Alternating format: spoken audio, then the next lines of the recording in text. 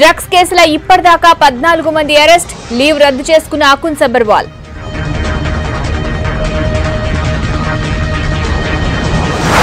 కస్టడీలో కెల్విన్ ను ప్రశ్నించిన పోలీసులు, తొందరలోనే ప్రముఖుల జాబితా సిద్ధం.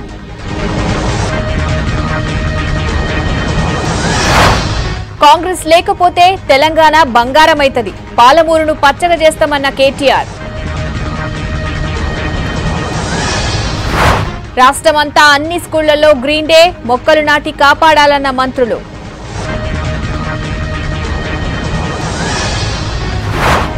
గవర్నర్ను కలిసిన కాంగ్రెస్ నాయకులు, రైతులకు సరిగా రుణాలు ఇయ్యట్లేదని కంప్లైంట్. ప్రభుత్వ కార్యక్రమానికి తేజస్వి డుమ్మా, రేపు ఎమ్మెల్యేలతోటి నితీష్ మీటింగ్.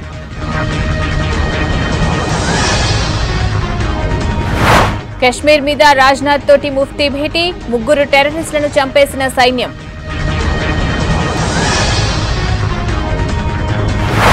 ఉత్తరాది రాష్ట్రాలను వణికిస్తున్న వరదలు, గుజరాత్, మధ్యప్రదేశ్లా భారీ వర్షాలు.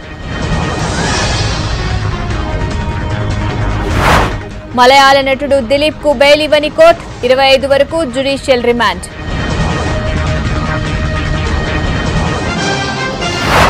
రేపు లాల్ దర్వాజా సింహవాహిని బోనాలు, పాత బస్తీలా ఘనంగా ఏర్పాట్లు.